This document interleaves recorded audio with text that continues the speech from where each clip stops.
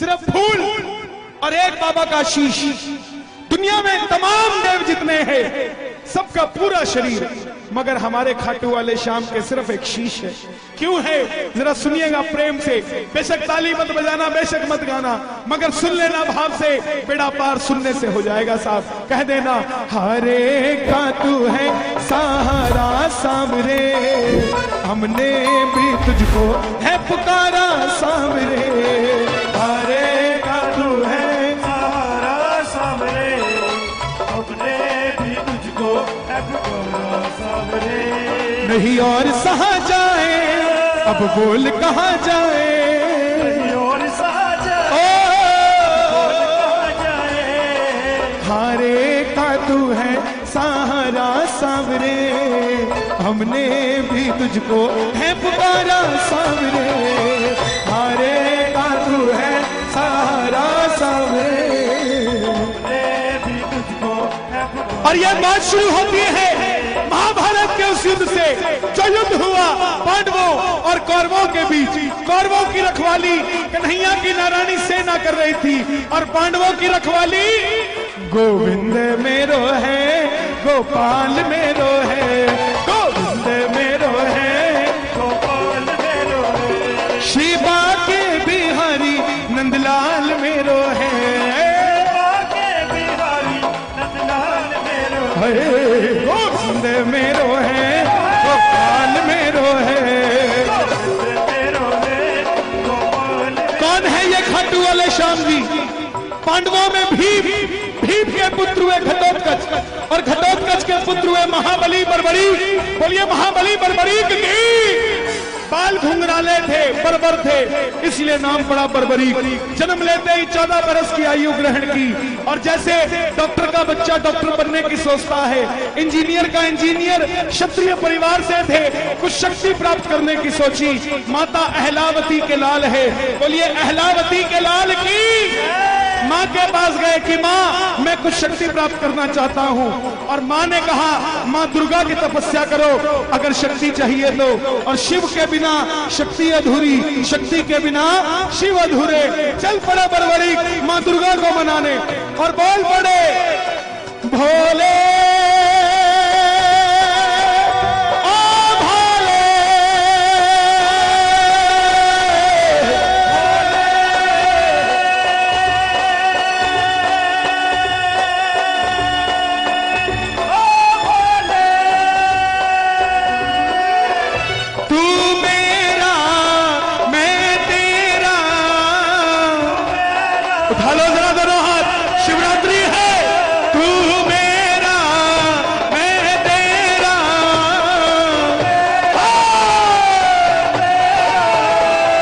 शाम से मिला दे, मेरा यार तू मिला दे, मुझे शाम से।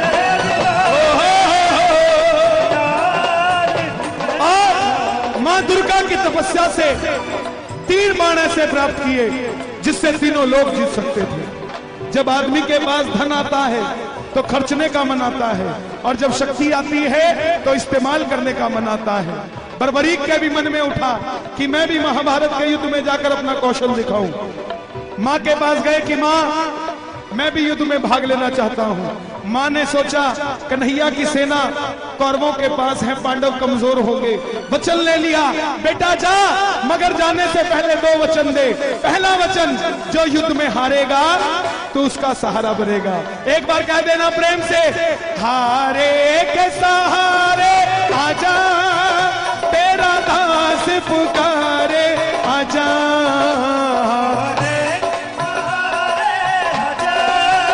तेरा दास पुकारे आजा, ओ हम तो खड़े तेरे द्वार, सुन ले करुण पुकार।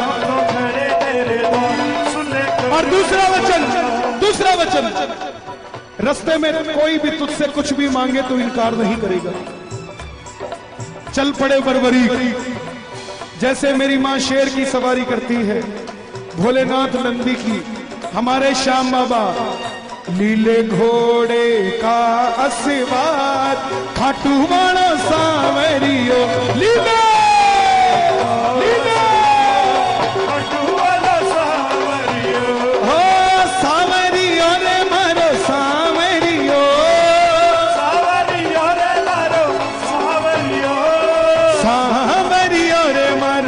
सावरियो होली ने घोड़े का सवार खाटू वाला चल पड़े बरबरी, चारों दिशाएं हिल उठी। कौन आ गया ये युद्ध में? एक 14 साल का बच्चा लीले घोड़े पर सवार होकर युद्ध की ओर बढ़ता हुआ।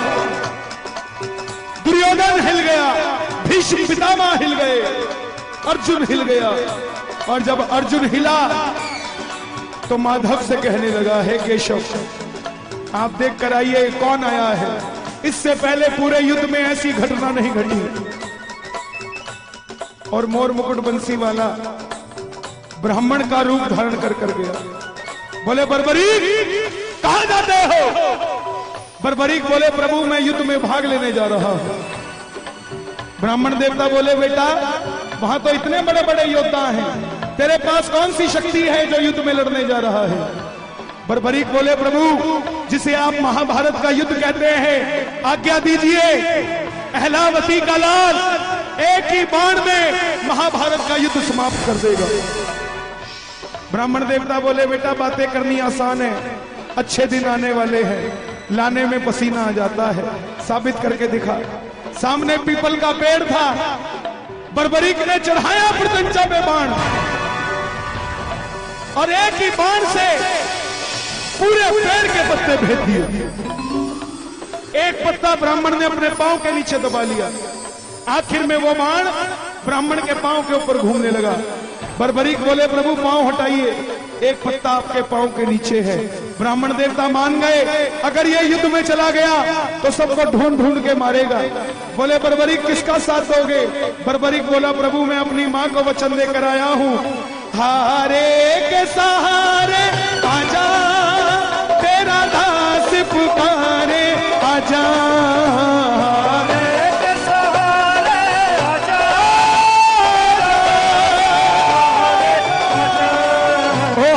खड़े तेरे द्वार सुन ले करुण पुकार।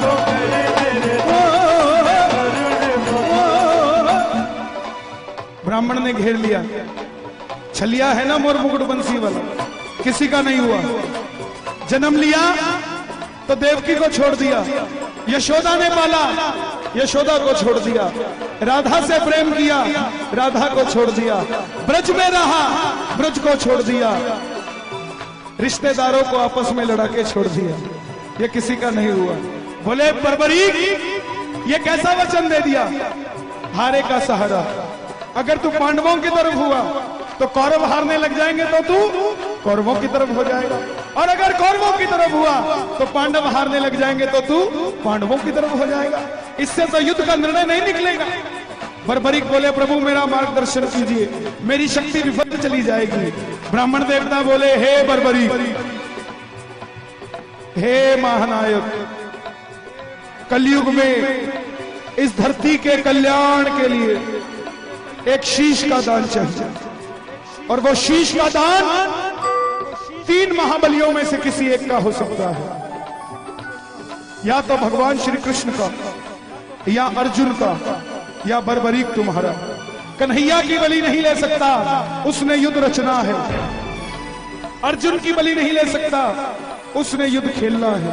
तो बच्चे तुम अपने शीश का दान दो और इस धरती का कल्याण करो।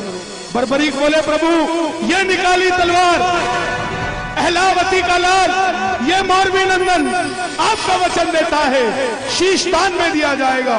मगर आप कौन है? साधारण ब्राह्मण शीश का दान नहीं मांग सकता, और मेरे कन्हैया ने अपना विराट रूप दिखाया और झोली पसार कर खड़ा हो गया। मांगा शीश का दान मुरली वाले ने, मांगा शीश का दान मुरली वाले ने, और बर्बरीक ने निकाली तलवार, दे दिया शीश उतार खाटू वाले ने।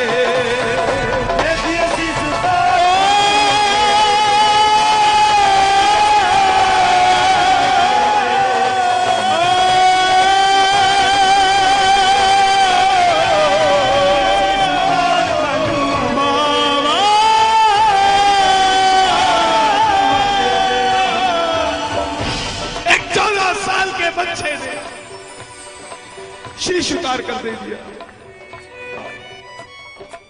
मगर बोला प्रभु योद्धा हूं, लड़ने आया था, लड़ नहीं पाया, देखने की इच्छा रखता हूं। कन्हैया ने उस शीश को अमृत पिलाया और सोलन के पास प्रचूड़ पर्वत है, गूगल उसे चूड़धार पर्वत कहता है, उस पर वो शीश रखा गया। आखिर में जैसे हम करते हैं, काम अच्छा हो जाए तो हमने किया, गलत हो जाए लुधियाने वाले चाचा जी करके गए थे। यही बात पांडवों के साथ। अर्जुन कहे मैंने जिताया, भीम कहे मैंने जिताया।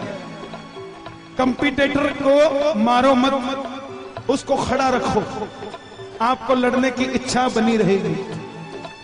पांडवों ने कंपटीटर को मार दिया, ये बताने वाला ही नहीं बचा कि तुम योद्धा हो, ये बताने वाला ही नहीं बचा कि तुम योद्धा हो। अब कौन निर्णय करे? युधिष्ठिर का मैंने जिताया, मेरे मार्गदर्शन ने जिताया। अर्जुन का मेरे बाणों ने जिताया। भीम का मेरी गदा ने जिताया। मगर खुद कमाई करना और अपने मुंह से खुद को सेठ कहना सेठाई नहीं है। सेठाई वो जब दुनिया कहे। यही बात खुद लड़ लिए मर लिए योद्धा अपने मुंह से खुद को कैसे कह दे? चलो चले मुरली वाले के पास, चलो चले मुरली वाले के पास, जाकर करेंगे उसको अरदास, जाकर करेंगे। बोले हे गिरधारी बताओ युद्ध किसने जिताया? कन्हैया बोले पांडवों कैसी बात करते हो, मैं तो तुम्हारा रथ चला रहा था, मुझे क्या पता युद्ध किसने जिताया। तो बोले कन्हैया इसका निर्णय कौन करे? चलो चले उस शीश के पास, चलो चले। उठा लो जरा दोनों हाथ, पांडवों के साथ हम भी चलते हैं, दोनों हाथ खोल के जरा ताली बजा के ये बात ये चलो चले जाकर करेंगे उसको अरदास, जाकर करेंगे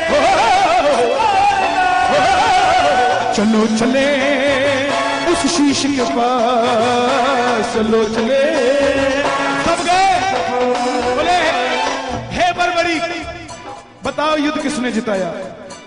बर्बरीक के शीश से आवाज आई, हे पांडवों तुम जो अभिमान करते हो किस चीज का करते हो? मुझे पूरे युद्ध में सिर्फ और सिर्फ भगवान श्री कृष्ण का सुदर्शन चक्र चलता दिखाई दिया। युद्ध में मरने वाला भी कन्हैया था, मारने वाला भी कन्हैया था।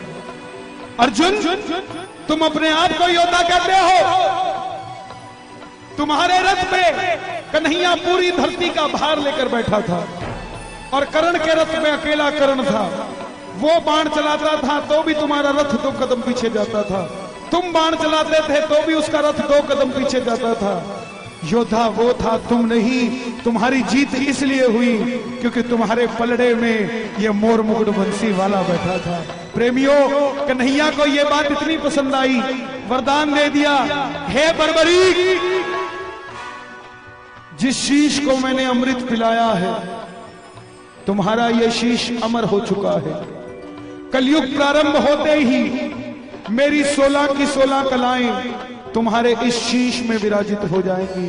और जाओ तुम्हें मैं अपना श्याम नाम देता हूं। कलयुग में कोई श्याम पुकारेगा तो उसकी मदद ये मुरली वाला नहीं, तू खाटू वाला श्याम बनकर करेगा। और जो वचन तूने अपनी मां को दिया, हारे का सहारा, जो भी हार कर तेरे दरबार में आ जाएगा उसे दुनिया में कोई दोबारा हरा नहीं पाएगा। और दूसरा वचन कि जो भी कुछ भी मांगेगा तू इनकार नहीं करेगा। तेरे दरबार में ये कथा सुनकर जो पहली बार कुछ भी मांग लेगा सच्चे दिल से, अगर उसकी नीयत सही होगी तो उसको तेरे दरबार से जरूर मिलेगा। ये वही खाटू वाला श्याम है। एक बार कह दो जय श्री श्याम। छोड़ेंगे ना हम तेरा द्वारो बाबा, मरते दम तक छोड़ेंगे ना हम तेरा द्वार ओ बाबा, मरते दम तक, मरते दम नहीं अगले जन्म तक, मरते दम नहीं देखो अगले जन्म तक। इस इसके बाद एक दो भजन और सुनाऊंगा, फिर आरती करेंगे बाबा की। आनंद आ रहा है तो जरा दोनों हाथ उठाना, प्रेम से कह दो, हो मरते दम नहीं अगले जन्म तक, थोड़े लालची और हो जाओ, अगले जन्म नहीं 7 जन्म तक, अगले जन्म नहीं 7 थोड़े और लालची हो जाओ, 7 जन्म नहीं जन्म जन्म तक छोड़ेंगे ना हम तेरा द्वार ओ बाबा, मरते दम तक छोड़ेंगे ना हम तेरा द्वार ओ बाबा, मरते दम। निर्बल को बल हो देते अजब तुम्हारी माँ,